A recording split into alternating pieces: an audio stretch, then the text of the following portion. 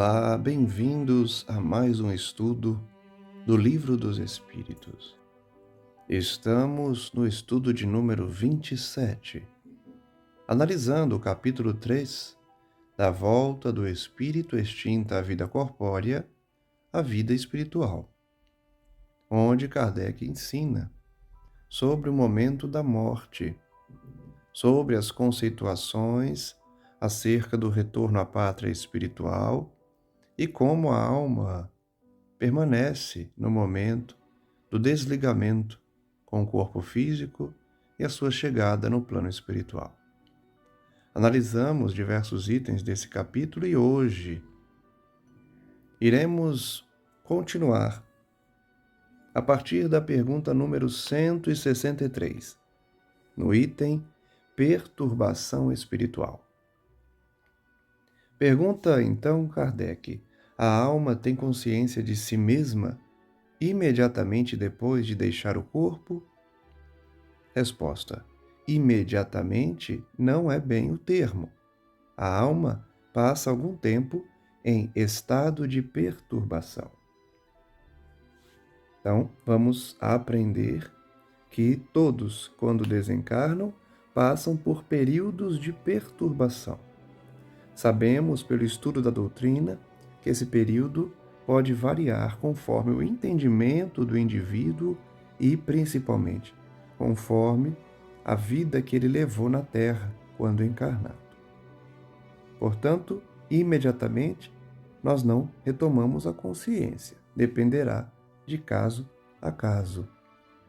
Pergunta número 164. A perturbação que se segue à separação da alma e do corpo é do mesmo grau e da mesma duração para todos os espíritos? Resposta: não. Depende da elevação de cada um. Aquele que já está purificado se reconhece quase imediatamente, pois que se libertou da matéria antes que cessasse a vida do corpo. Enquanto que o homem carnal, aquele cuja consciência ainda não está pura, guarda por muito mais tempo a impressão da matéria. Aqui é interessante notarmos que o espírito purificado, na figura utilizada pelo espírito na resposta, abandona a matéria enquanto encarnado. Olha que curioso. Que curiosa essa expressão, não é? Ele está encarnado, mas já abandonou a matéria, se libertou da matéria.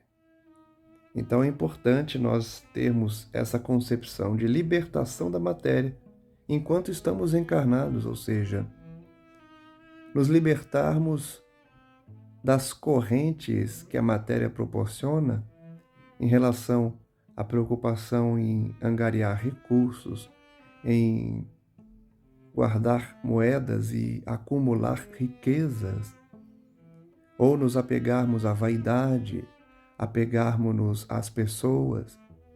Então, enquanto encarnados, nós podemos nos libertar da matéria e isso possibilitará um desencarne mais ameno, menos perturbado, porque vimos no final da resposta que o homem carnal, o homem apegado à carne, fica com muito mais tempo com a impressão da matéria.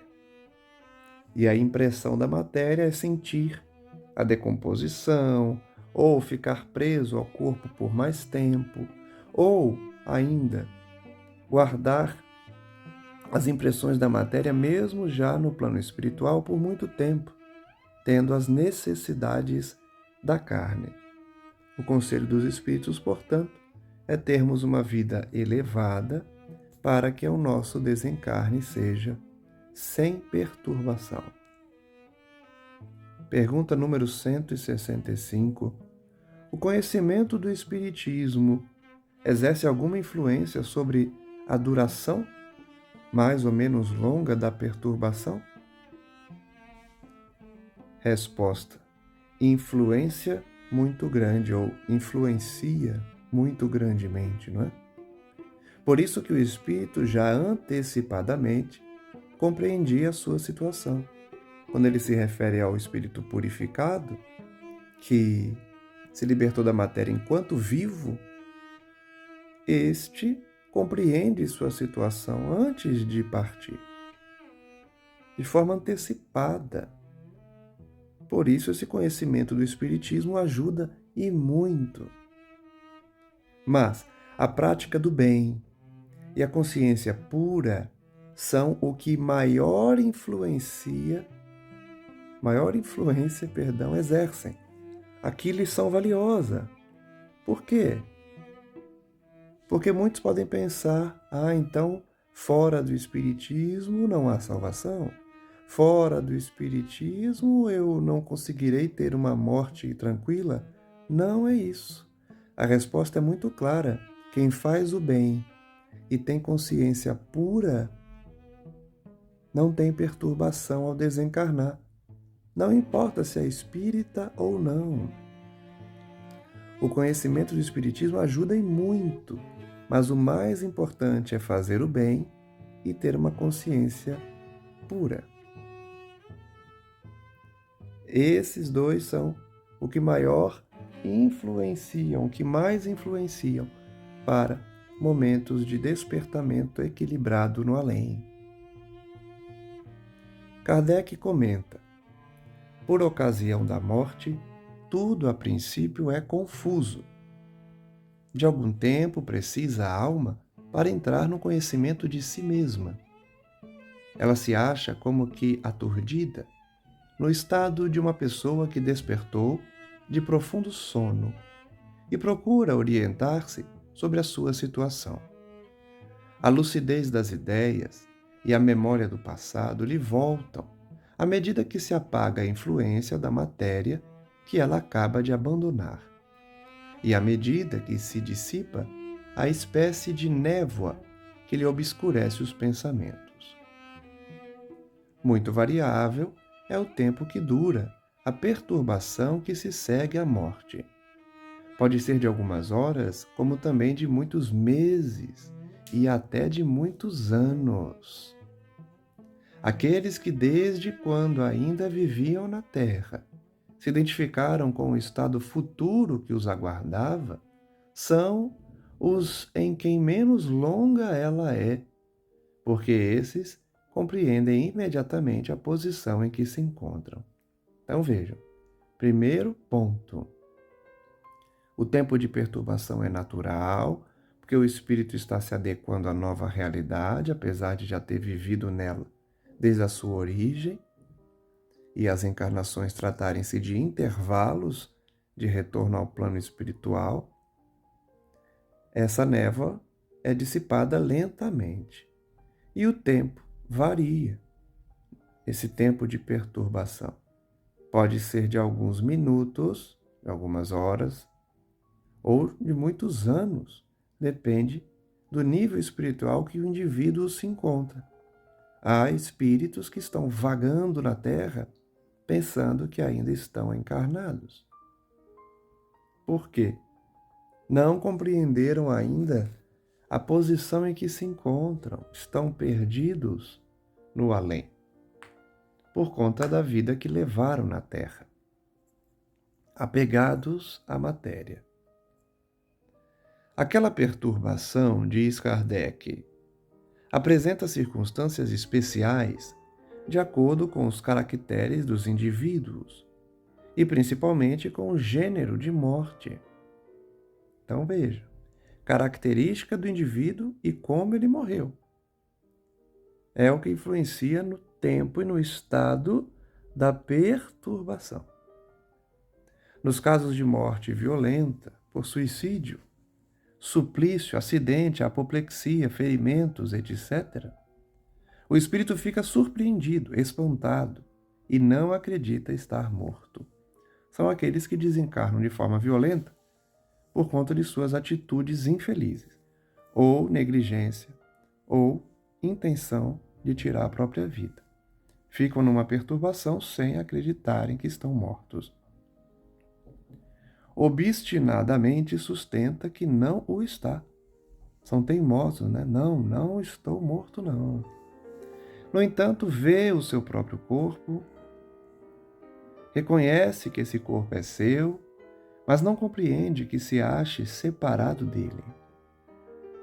Acerca-se das pessoas a quem estima, fala-lhes e não percebe por que elas não o ouvem. Semelhante ilusão se prolonga até ao completo desprendimento do perispírito. Essa era uma curiosidade que eu sempre tive, porque é difícil a gente enxergar que um espírito no além possa não notar que está morto. Porque as pessoas não respondem quando ele pergunta, quando ele se dirige a ela.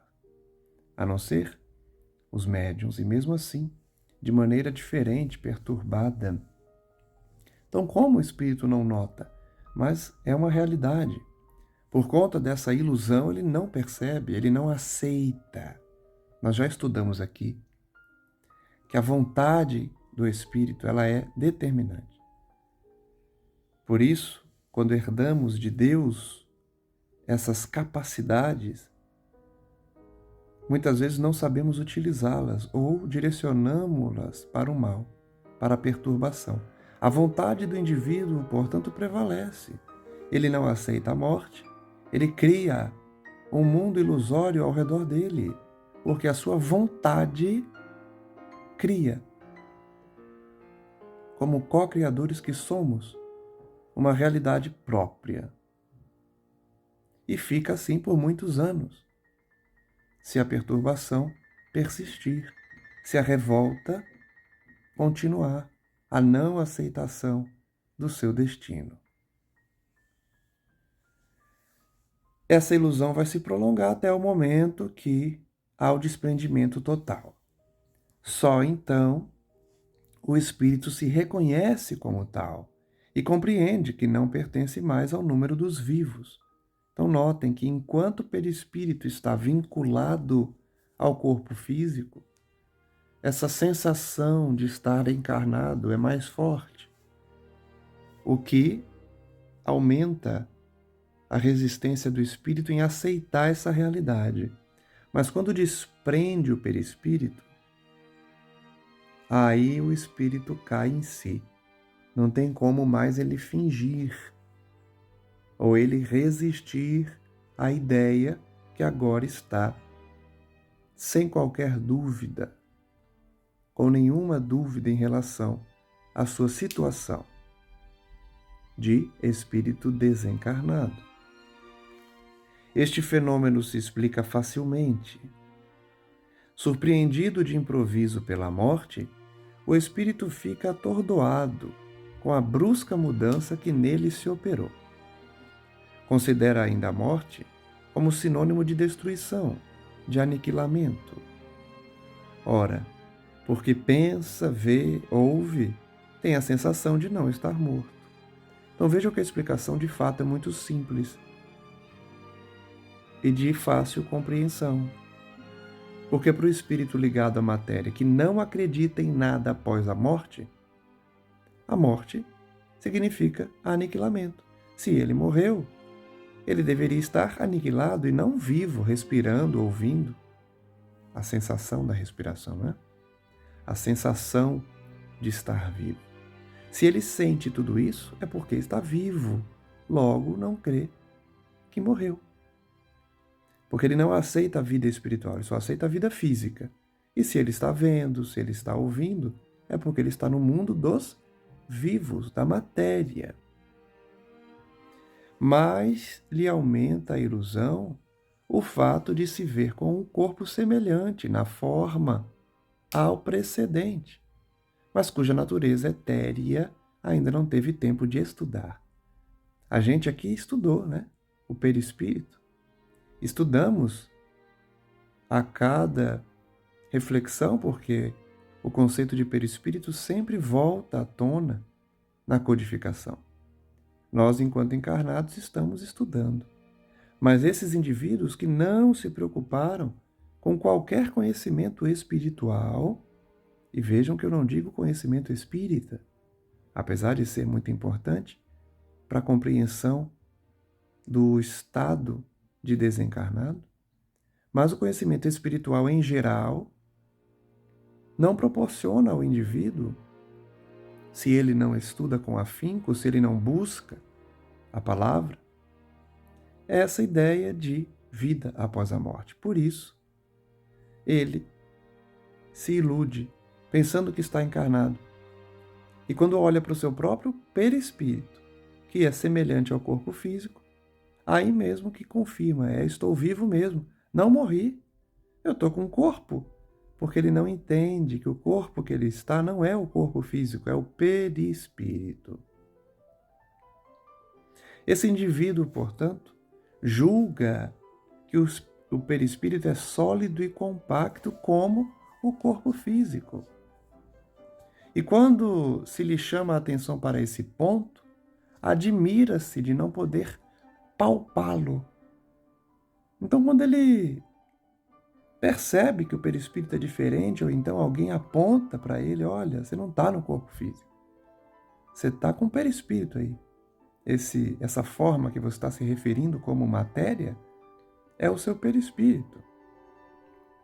E aí a entidade está explicando que o espírito fica admirado, fica surpreso, porque não pode tocar, não pode apalpar o seu perispírito da mesma forma que tocava e sentia o seu corpo físico.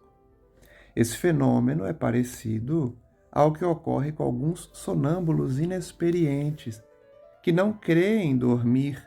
Olha que comparação interessante. O sonâmbulo desperta, mas não percebe.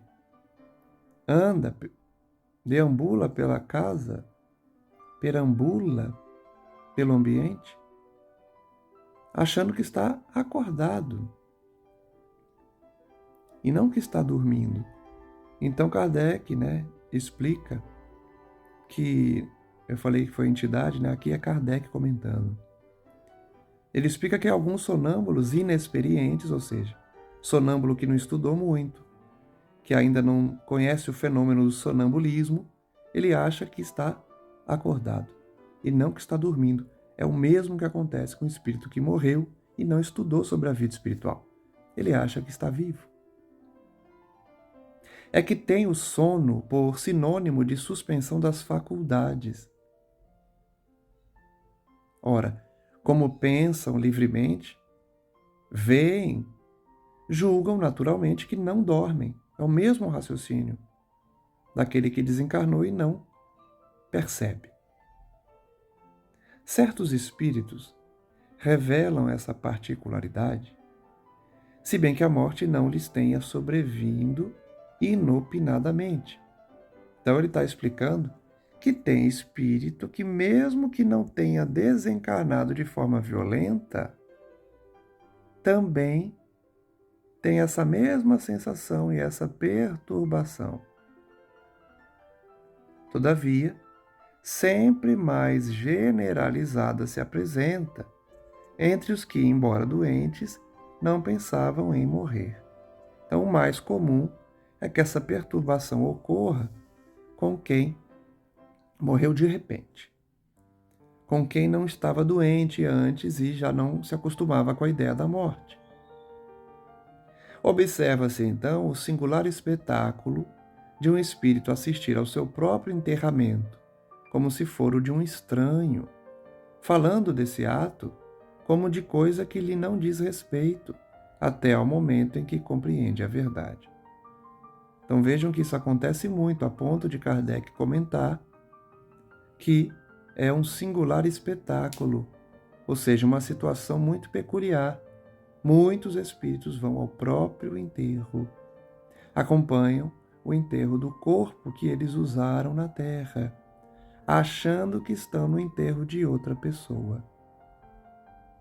Isso acontece muito, especialmente entre o materialista, entre o ateu, que não reconhece o prosseguimento da vida após a morte e com isso se perturba quando se percebe no plano espiritual.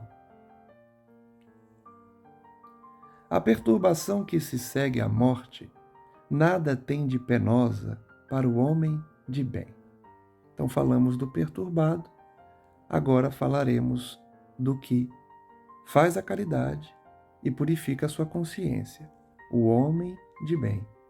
O homem de bem, portanto, não se perturba, ou esse momento de perturbação passageiro não lhe causa angústia e aflição.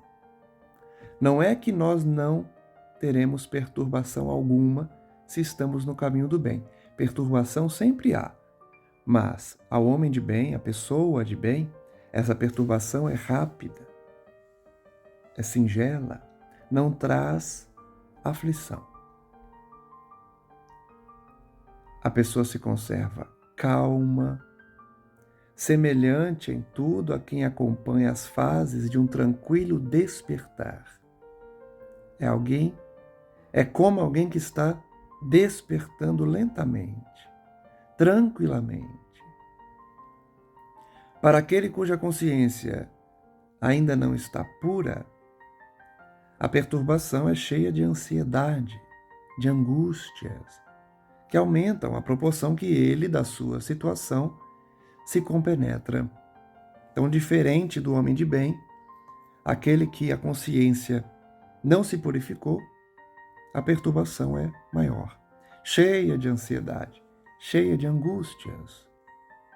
Nos casos de morte coletiva, tem sido observado que todos os que perecem ao mesmo tempo nem sempre tornam a ver-se logo. Presas da perturbação que se segue à morte, cada um vai para o seu lado, ou só se preocupa com os que lhe interessam.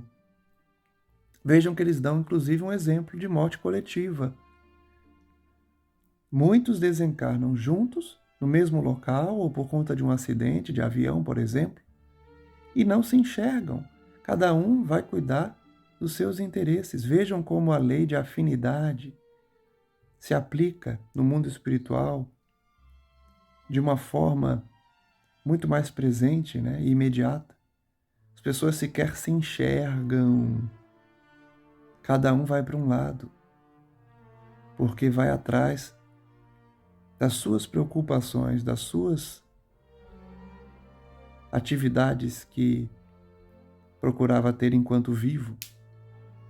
Estão presos numa perturbação e não conseguem sequer se enxergar nas mortes coletivas.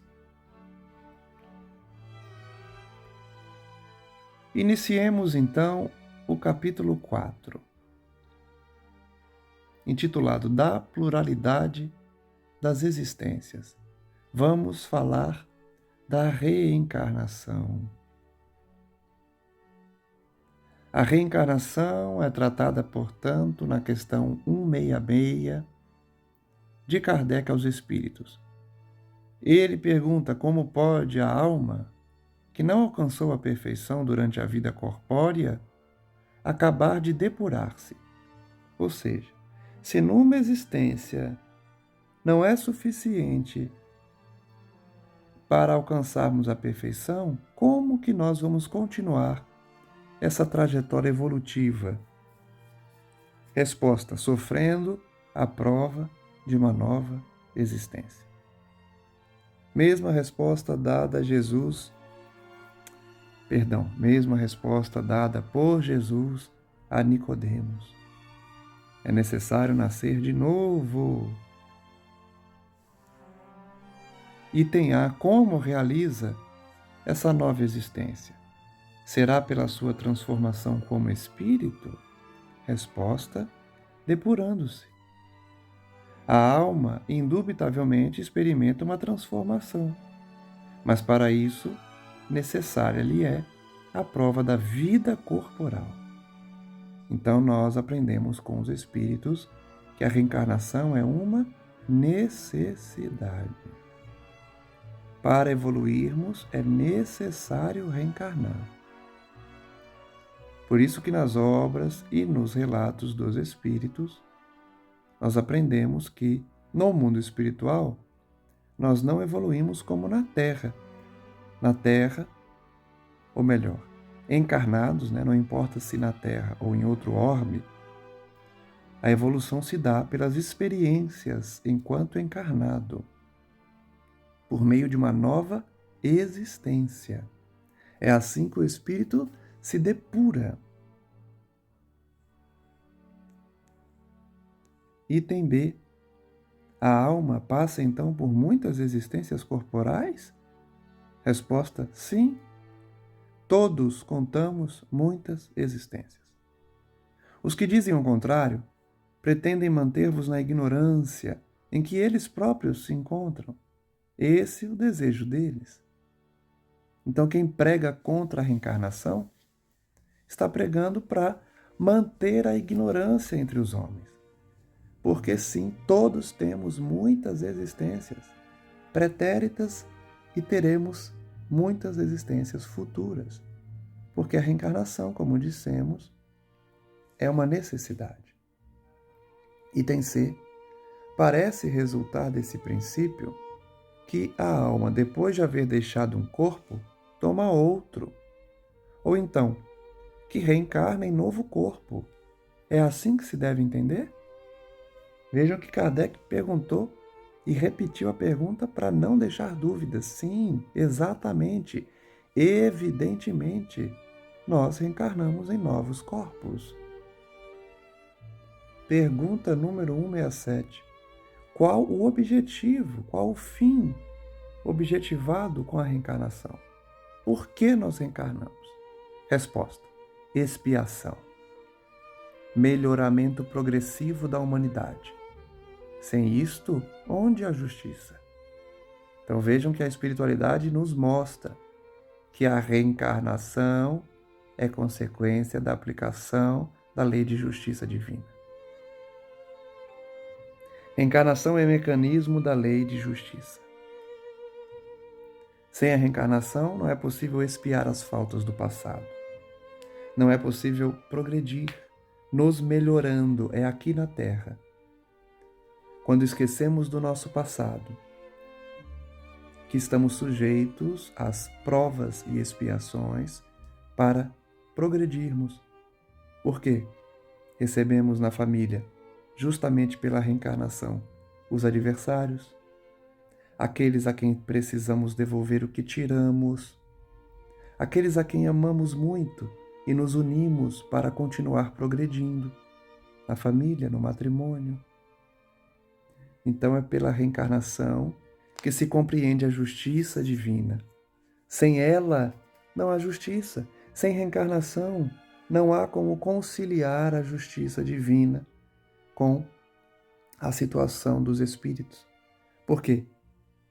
Se não houvesse reencarnação, não teria como classificar a ordem dos espíritos, como ditar a evolução que cada um se encontra. E aí haveria desigualdade e injustiça, porque ficaria a critério de Deus ditar quem vai para um lugar bom, quem vai para um lugar ruim.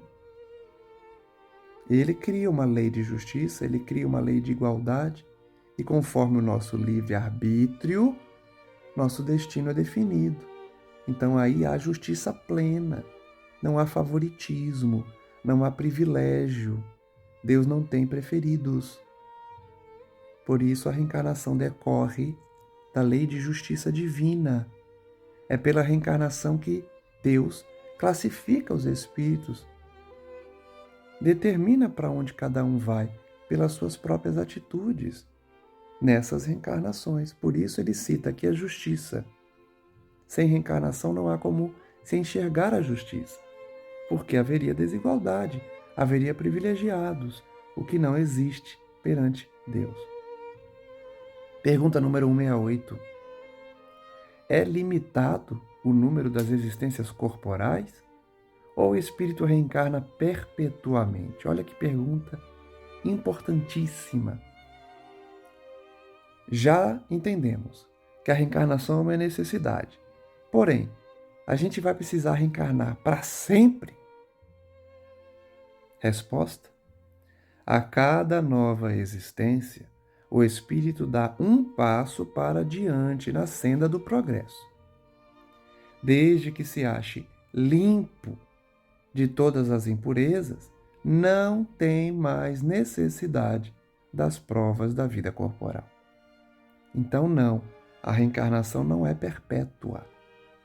Nós reencarnamos enquanto há necessidade de depuração. A cada reencarnação damos um passo. Tem gente que estaciona, né? Mas a regra geral é darmos um passo a cada existência. Chega uma hora que nós já nos depuramos, demos tantos passos na direção de Deus que estamos limpos moralmente. Estamos limpos no espírito. E assim, não precisamos mais regressar para expiar nem para provar. Pergunta 169. É invariável o número das encarnações para todos os espíritos? Bem, se não precisamos reencarnar perpetuamente, eternamente, como que se dá então o número de reencarnações? É o mesmo para todo mundo? Não. Aquele que caminha depressa, a muitas provas se forra, ou seja, evita. E aí eu penso imediatamente em Jesus, né?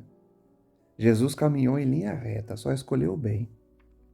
Foi simples e ignorante, mas não escolheu o mal.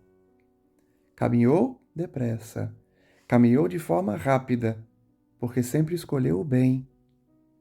Então evitou muitas provas. E evitou expiações, logicamente, porque a expiação só nasce pela prática do mal. Aquele que só escolhe o bem não passa por expiações e evita muitas provas. Todavia, as encarnações sucessivas são sempre muito numerosas, porquanto o progresso é quase infinito. Quase infinito. A nossa linguagem é tão pobre que é difícil a gente entender que algo seja quase infinito. Como assim? Mas é porque a gente ainda não tem capacidade vocabular nem de entendimento para compreender esse cenário. O que a gente consegue entender é que a gente reencarna tantas vezes que é como se fosse algo que não termina, quase infinito, mas uma hora termina.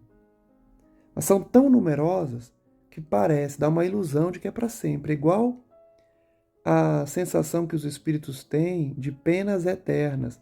Eles sofrem tanto e por tanto tempo que eles acham que é para sempre. Mas não, é quase infinito. Pergunta 170. O que fica sendo o espírito depois da sua última encarnação? Resposta: espírito bem-aventurado, espírito puro.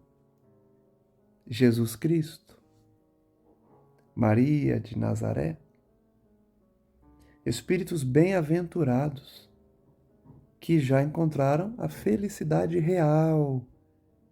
É assim que o espírito depurado se encontra, ou seja, reencarnou quantas vezes foi necessário para se purificar e se purificou. Quando se purifica, é um espírito feliz, bem-aventurado. Por isso Jesus vai falar das bem-aventuranças, que é bem-aventurado todo aquele que escolhe o bem, e aí ele vai dando os exemplos, né, da conduta do homem de bem.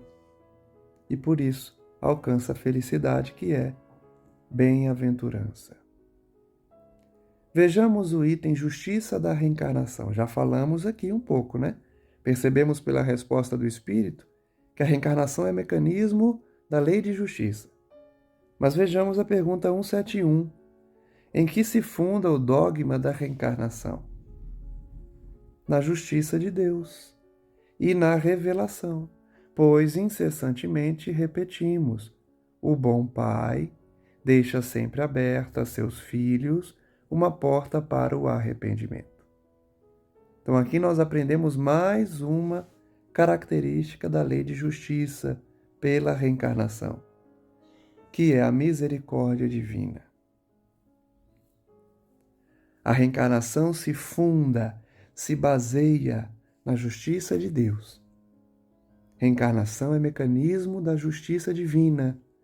Sem ela, Sem a reencarnação não há como se enxergar uma justiça perfeita, porque as desigualdades ficarão à tona, ficarão bem delineadas aos nossos olhos, porque nascem espíritos limitados fisicamente, perturbados na consciência, com deficiências mentais e físicas, e outros nascem com corpos perfeitos, onde a justiça não fosse a reencarnação. Só a reencarnação explica esses fatos que parecem apontar para uma injustiça. Os espíritos vêm então e esclarecem que, além disso, além da justiça da reencarnação, como mecanismo da justiça divina, ela também existe porque Deus é Pai. Deus sempre proporciona uma porta aberta para todos os seus filhos, demonstrando que a reencarnação é também oportunidade, é porta aberta para você entrar, ou seja, para você acertar, para você aproveitar a reencarnação, aproveitar esse mecanismo que Deus está oferecendo, essa porta que Ele está oferecendo para nós, a fim de nos depurarmos. Não te diz a razão que seria injusto privar para sempre da felicidade eterna todos aqueles de quem não dependeu o melhorar em si? Ou seja, ele está fazendo uma pergunta para demonstrar que os dogmas de outras religiões apontam para uma injustiça, para uma falta de amor de Deus. Por quê? Impede que espíritos que não tiveram oportunidade de se melhorar desfrutem da felicidade eterna, do paraíso, como ensinam em outras religiões. Perceberam essa pergunta dele? Ele está dizendo: se não fosse a reencarnação, Deus estaria privando os seus filhos que não tiveram oportunidade de se melhorar porque nasceram com deficiências mentais, porque desencarnaram enquanto crianças, porque uma criança teve câncer ainda nessa fase.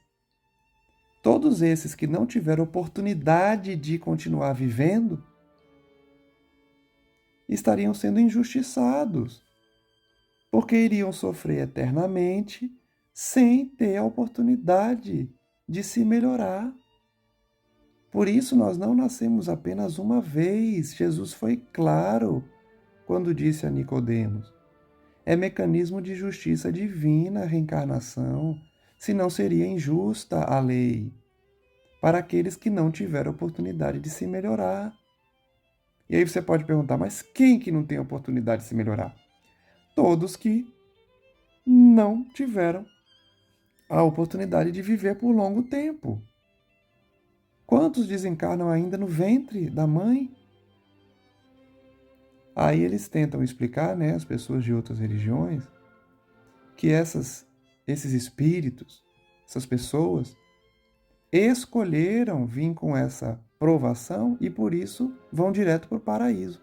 Mas isso é injusto para com aqueles que não fizeram a escolha, não tiveram oportunidade e por isso estão aqui na Terra vivendo. E aí erram e vão eternamente ser condenados? Então vejam que não faz sentido, não concilia com a justiça divina. Até porque tem espíritos que vêm deformados, com deficiências e continuam maus. Então claramente não é um espírito que escolheu, não, eu vou deficiente para poder ir para o paraíso mais rapidamente. São espíritos maus muitas vezes, que expressam sua maldade mesmo na deficiência.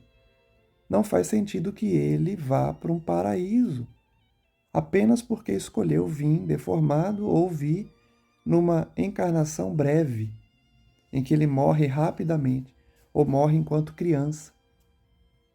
Então a reencarnação, como já dissemos, é fruto da justiça divina. Se assim não fosse, Deus seria injusto, privando muitos dos seus filhos de herdarem o paraíso, herdarem o céu, herdarem a terra pacificada, sem esforço, ou condenados eternamente ao sofrimento, sem oportunidades. Ele prossegue: não são filhos de Deus todos os homens? Só entre os egoístas se encontram a iniquidade, o ódio implacável e os castigos sem remissão. Então ele está explicando que só na terra, só entre os homens maus, é que um pai castiga sem perdão. É que alguém sente ódio implacável. É que alguém é injusto. Deus não. Deus não tem ódio. Deus não é injusto. Deus não castiga sem remissão. Então não faz sentido nenhum privar os seus filhos da oportunidade de se melhorarem.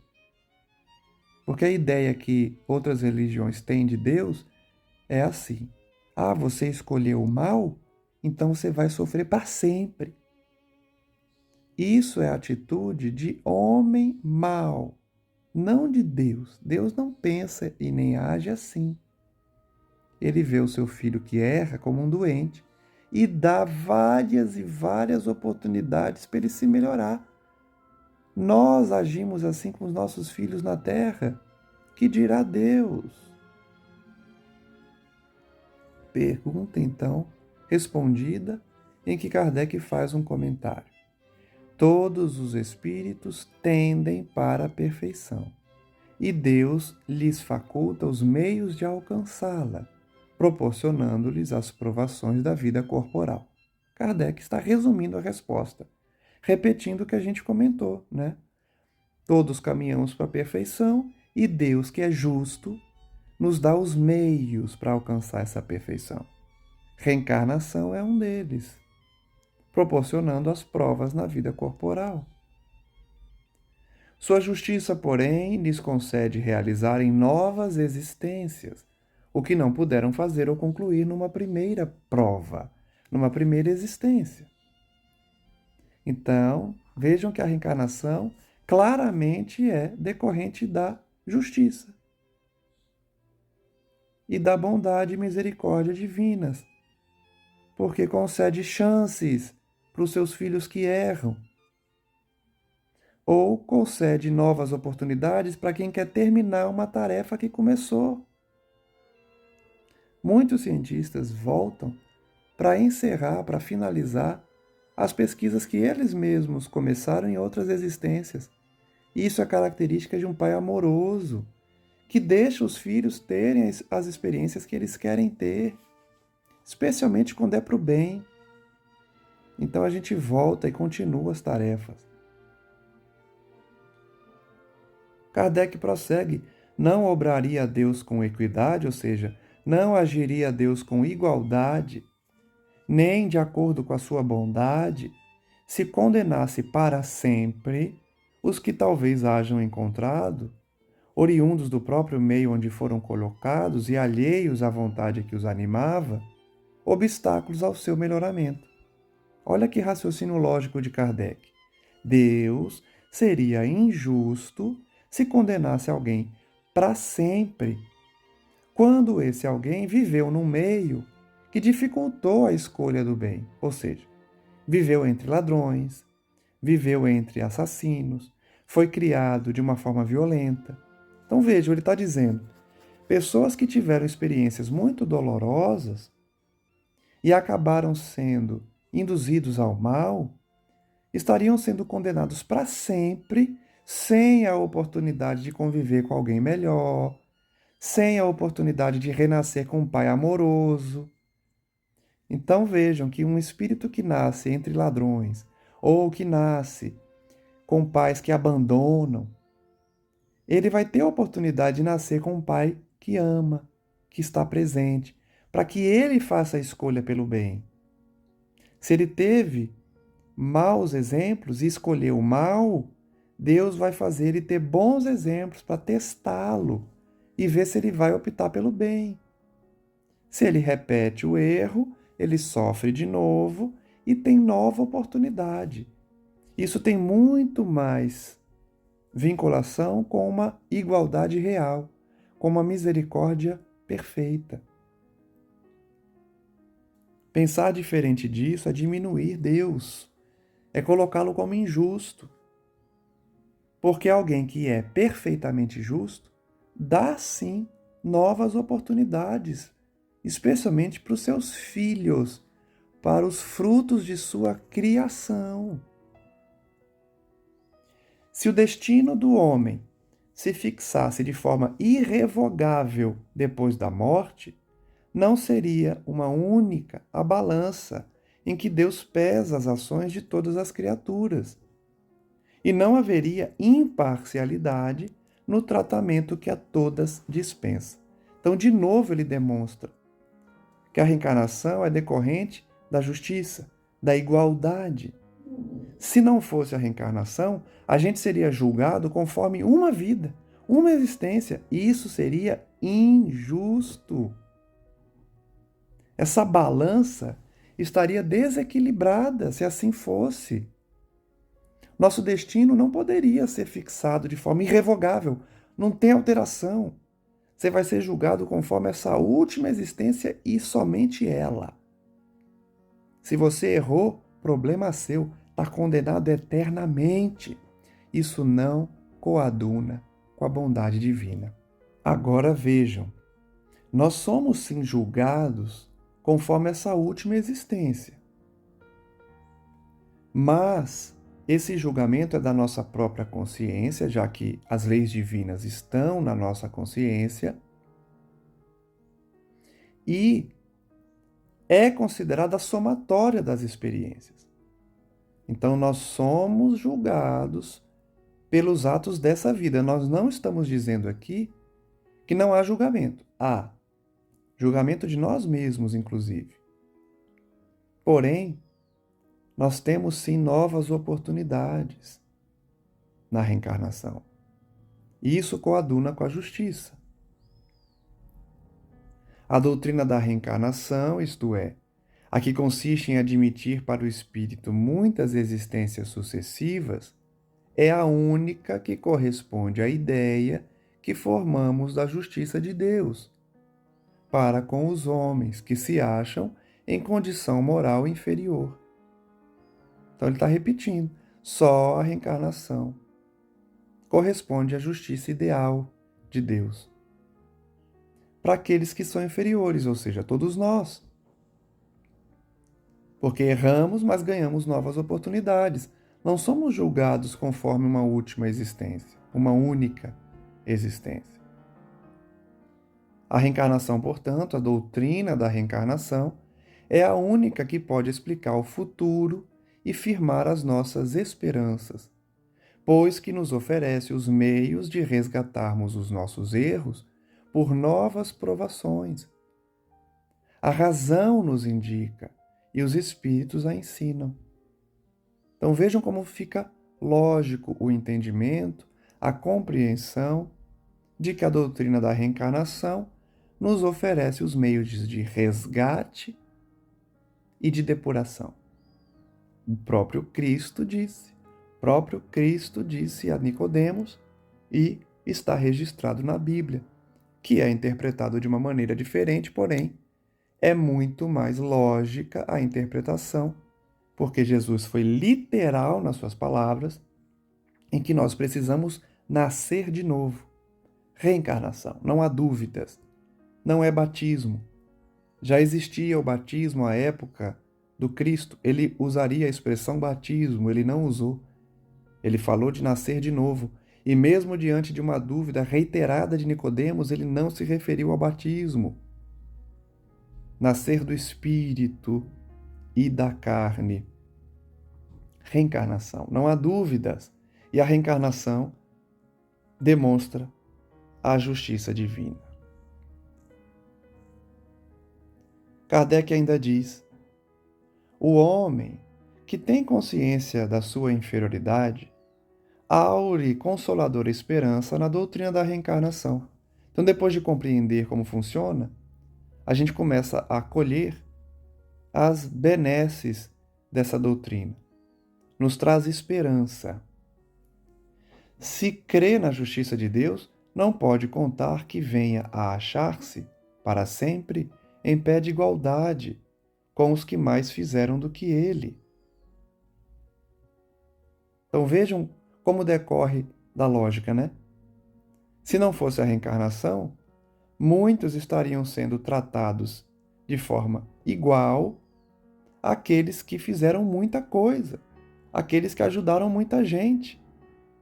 Sem a reencarnação, a justiça é falha, porque muita gente vai para o mesmo lugar que outros mereceram muito mais, porque fizeram muito mais.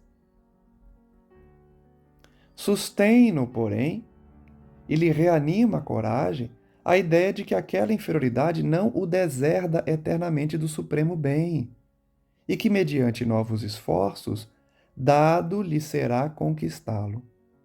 Então, a doutrina da reencarnação nos traz essa esperança de que a gente consegue chegar, mesmo inferiores hoje, eu vou me depurar, nós vamos nos depurar e alcançaremos uma superioridade moral no futuro.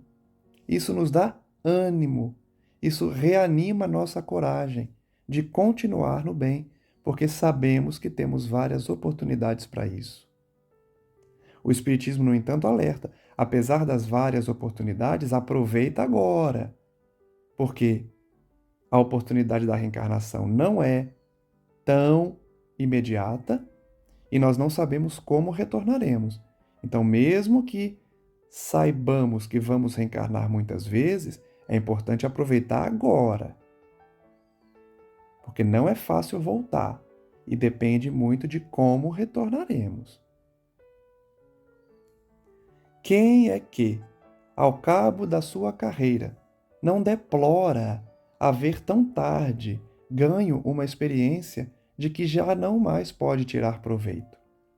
Então ele faz uma pergunta para facilitar a compreensão. Ele está dizendo: quem que não se arrepende de não ter iniciado um estudo mais cedo, de não ter se dedicado a uma atividade mais cedo? Todo mundo passa por isso.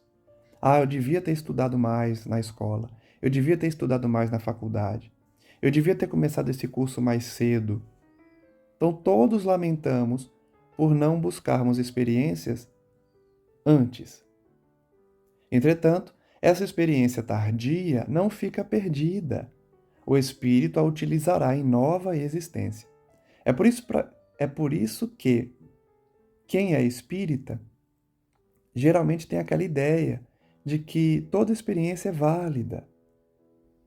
Quando algum idoso resolve fazer uma faculdade, por exemplo, muita gente fala: para quê? Já está nas portas da morte. Vai fazer uma faculdade para quê? Com 60 anos de idade. Quem é espírita fala: faça sim. Faça a faculdade, que bom.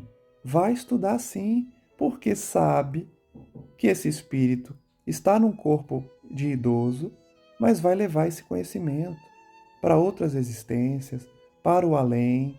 Então, todo aprendizado é válido, toda experiência é importante, todo estudo e conhecimento vale para o espírito.